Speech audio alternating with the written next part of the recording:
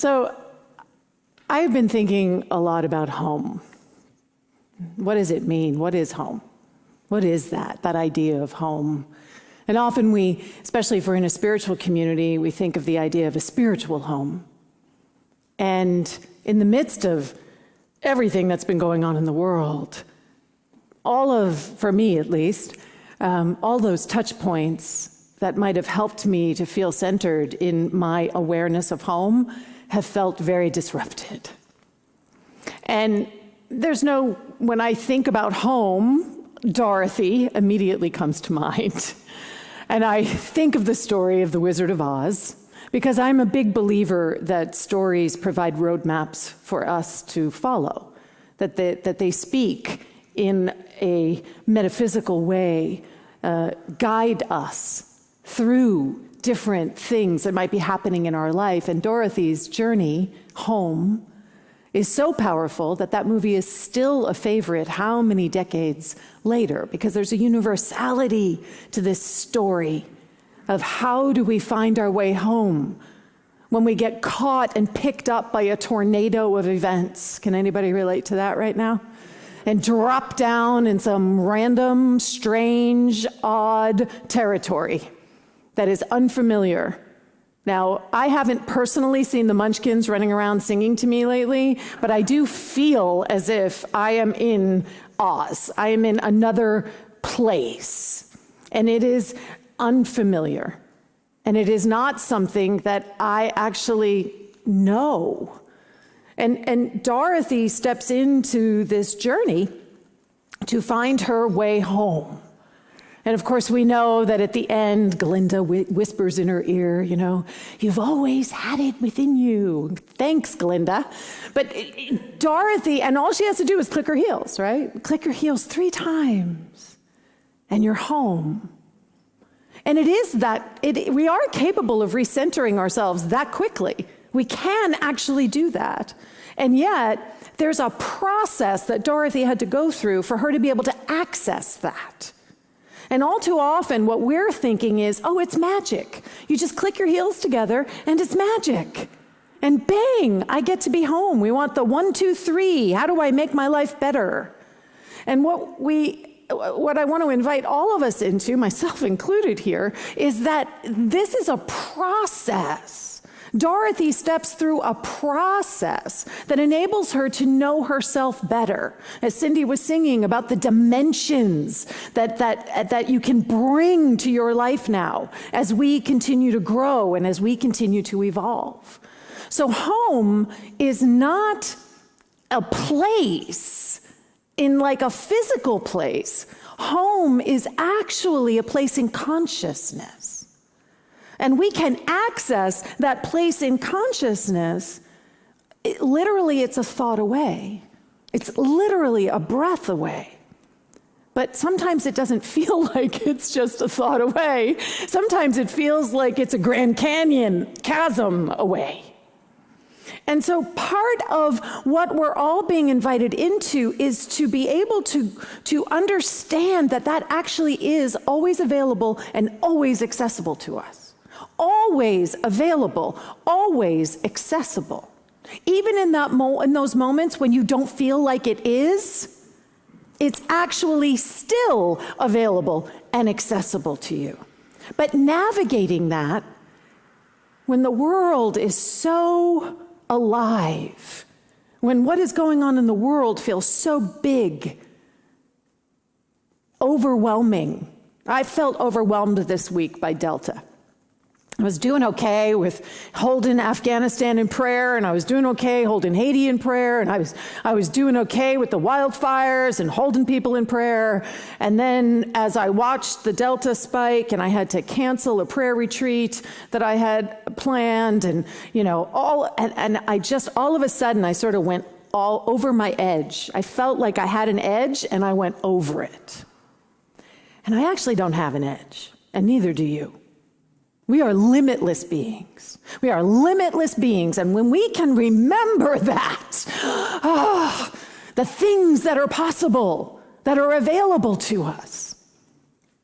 But all too often, especially in this teaching, we learn these principles. We learn about prayer. We learn the power of meditation. We learn the power of, oh, my thoughts are creating my experience, and I'm actually empowered to be able to shift that. And as I shift what's going on in my belief system, my experience is dramatically transformed. And I am living proof of that the experience that I now live is so altered from what my life was before I found this teaching. True transformation and healing is possible. That is absolutely possible. But all too often, what happens as we begin to understand these teachings is that we somehow think that these teachings are going to protect us from life. We somehow think that if we think positively and we hold the truth, that we can almost create a little bubble for ourselves. There we go. We can create a little bubble for ourselves that'll be green and easy and flowing, and the rest of everything else, all the turmoil, all the conflict, all of that is going on out there, and it's not actually touching me. There is no out there. We forget that. There's no out there. There's actually no separation. We cannot separate ourselves from what is happening. We can hold it in a different way than that picture implies, which is what we're going to be talking about. But what that idea is that if I just pray enough, and if it's a holdover, I think, in some ways from our older foundational roots, that if I'm just good enough, I won't be punished. If I'm just good enough, only good things will happen to me. And that's not actually what we believe in this teaching. I call that thinking magical thinking. That's magical thinking. That if I pray, I never have to experience loss or grief or death or change or uncertainty ever again. That is magical thinking. What we are actually being invited into is a place where we actually are in this world. We are actually navigating this world from the awareness of principle. So there's no bubble. We are the thing itself. And I call that miracle being. Right? Miracle being. And it is rooted in our teachings. It is rooted in what we believe. It is rooted in the idea that no matter what is going on in my life or in the world, that from my anchored understanding that I am divine, and that available and accessible to me is everything I need and more, there is nothing that is stronger or more powerful than the divinity that I am. And yet we don't always feel that way. We get caught up in the story. We get caught up in the human experience. And so what I want to invite us into is what I call the balancing point of the divine. Where whether it's a feather, all those good things that happen in our life, right? Or whether it's a boulder, that we are grounded and rooted in the truth of what we know, and that as we stand in that place, we can navigate everything that is arising. And not only that, as we navigate it, guess what? We grow, we deepen, we strengthen, our roots go even stronger, and our awareness of love, of life, of our capacity to heal, of our capacity to know wholeness continues to expand outward. And this is literally how we make this a world that works for everyone. What is happening within me? Yes, can I get an amen on that? Because this teaching is very introspective. Yes? And it is more than that. It's not just about sitting on our cushions. It's not just about what's happening right here. It's about what's happening. Period. What's happening? Because I can't separate myself from everything else.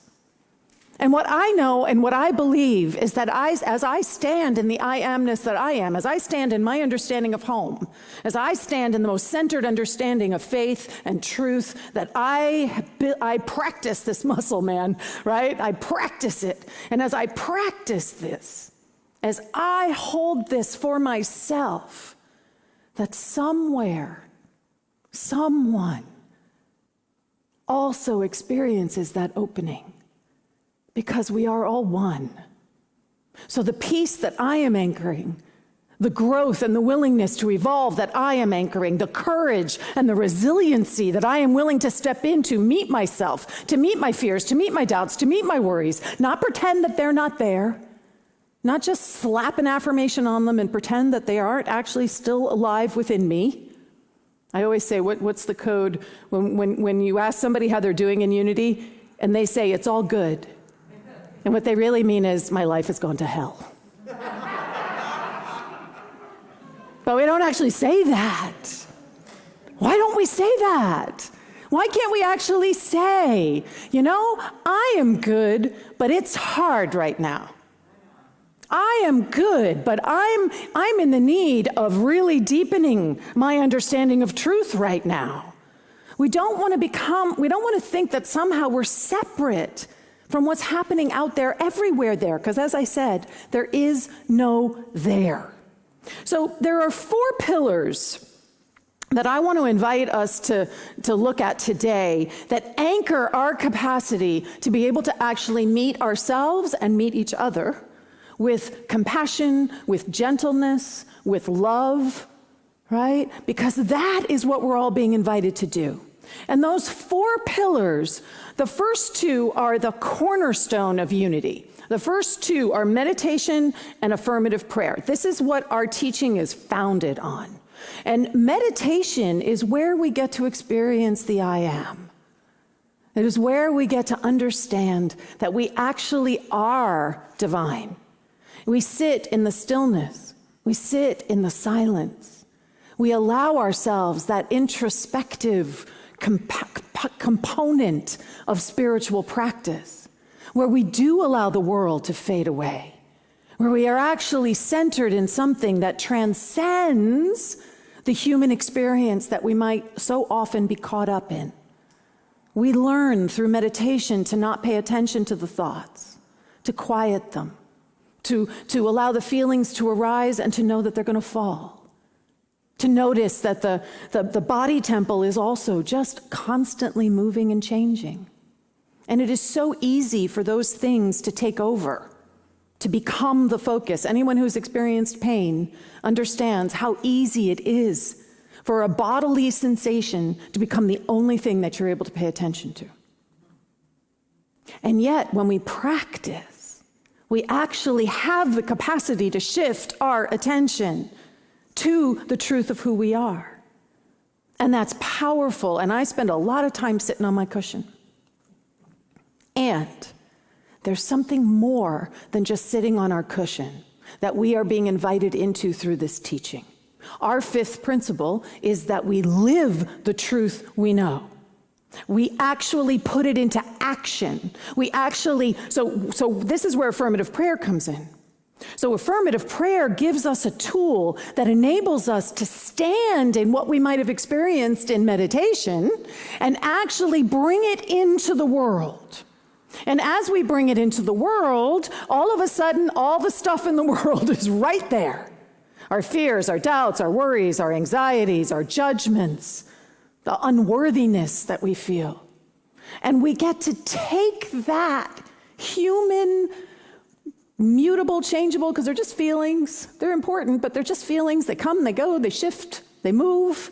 We get to take those and meet them with truth. Meet them with the I am that we actually are. So affirmative prayer provides us with this process where we get to bring our I amness to our humanness and meet it with love and compassion and grace and transform it. Transform it into something else. Now, the 3rd pillar is sacred Sangha. And I just want everybody to look around for a minute. Just look around at who's here in the room with you. because we're all in this together right now. And everybody who is watching on live stream, you are in this together with me right now. And if COVID has taught us nothing else, it has taught us the value of community. It has shown us how we, me particularly, really don't do well when we don't have community, right? That community piece is key. And it's not all peace, love, and understanding in the sacred Sangha. Let's be clear. I'm sure there are people in this room or people in your life who work your last nerve, especially if you have been living with them nonstop during COVID and constantly with each other. But even that is part of this process of discovering center, of discovering the balancing point within, because we rub up against each other. We rub up against each other and we get to see where we're being invited to grow. We get to see how we're being invited to align ourselves more fully with the things that we actually believe and actually value. That compassion, that love, that grace opens up our capacity to listen and to see anew. And this community, Sacred Sangha, we have this community here at Unity in Marin, but it's also bigger than that. So we get to expand and bring Afghanistan into this. We get to expand and bring Haiti into this. We get to expand and bring all of those people who literally have been moved out of their homes because the fires are moving towards them. And we get to hold all of those people and know, this is the thing that we get to know, that as I meet my own fear about whatever is arising in my life, I am creating a doorway and a pathway for someone else to be able to meet their fear too. As I stand in the truth of who I know I am as an empowered being, that opens a doorway for someone who feels powerless. And what comes to mind right now are the women of Afghanistan. And in this moment, I know that as a woman who is powerful, that there is women in Afghanistan right now who are awakening or deepening or growing into their innate power. That is how powerful we actually are. So we are actually in service to not just ourselves and our little world, little bubble. We're getting rid of the bubble, folks. We're opening it wide up. And it's not just right here. It's everywhere. And yeah, I know how hard that is, to see the heartbreak, to see the things that make me feel powerless. And that's my work. My work not just for myself, but for the greater good. So when we're in sacred community, we are saying yes to being in service, not just to our own journey, but being in service to the world's journey, to that divine expansion of consciousness that is limitless in its expression. And then the last piece is vision. And I don't know about you, but that for me has been the hardest part of this liminal space that we have been in. And liminal, I had somebody ask me, I had to look that up. So liminal is a fancy word for threshold. And we are in a liminal space. We are neither in one room or in the other room yet. We are standing betwixt and between. We are in that space where we do not know what is next. It is this great unknown. And how do we have vision when we don't know anything? And that for me has been the biggest challenge. The biggest challenge has been, where does the vision ground us? Because without vision, the people will perish. Without vision, the people will perish. I am the people, you are the people, the world are the people. What is our vision? And are we committed to it?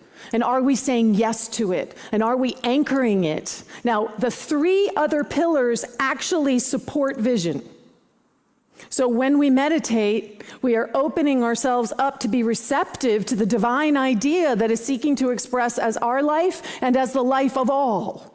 When we are standing in affirmative prayer, we are anchoring the truth that we know, meeting our humanness with such compassion, with such clarity, so that we are being transformed, so that we can see what else is possible. Affirmative prayer breaks open our assumptions. It breaks our story apart so that we can actually see that there is something else that is possible.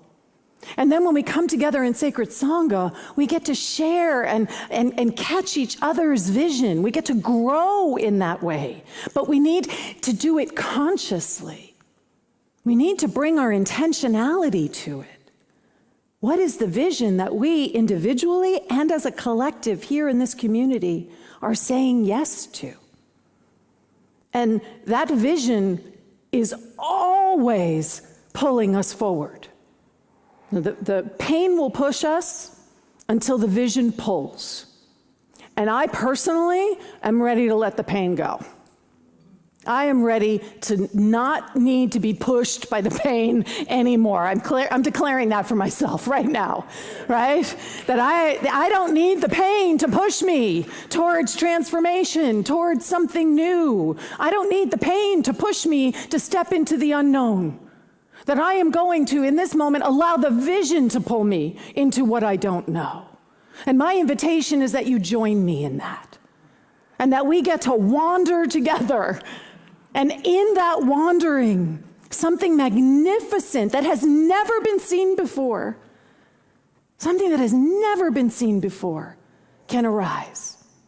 Because when we're unsure, what do we go for? We go for the tried and true.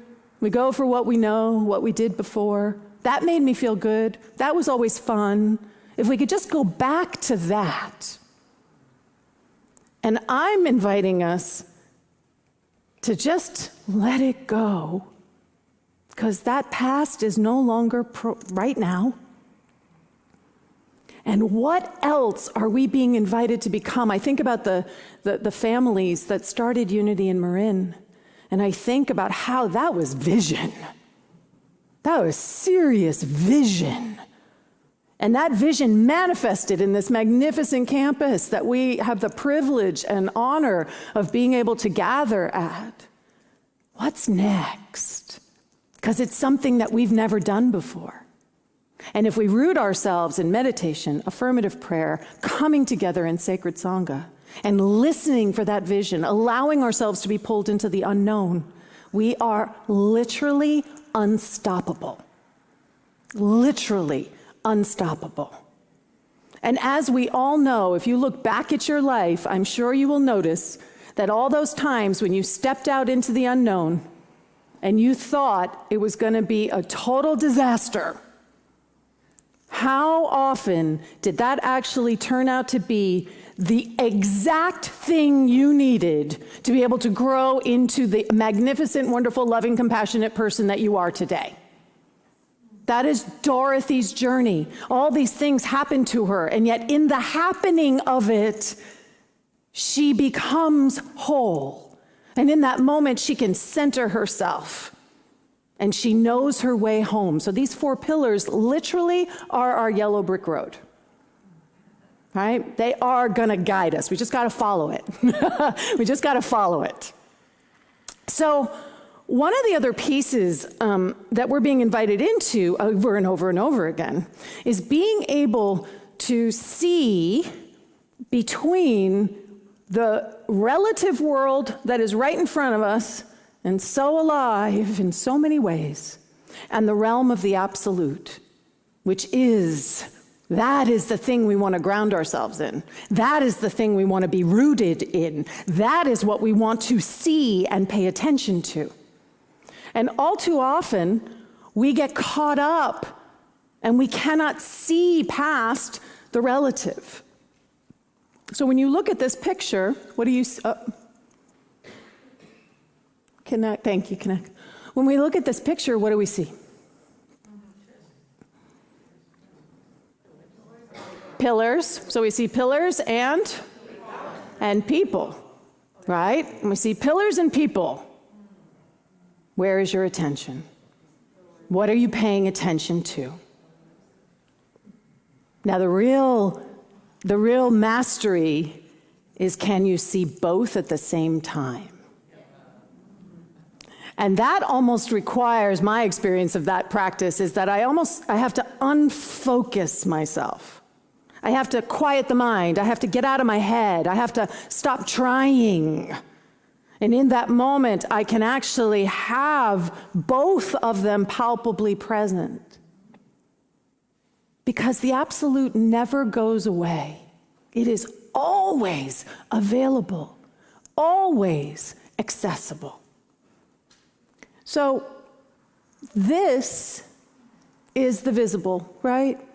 The things that are happening in our life, transitions and change and loss and sadness, as well as triumphs and connection and beauty and harm, right? All of those things. And they're part of the relative world, which means by their very nature, they are not going to be eternal.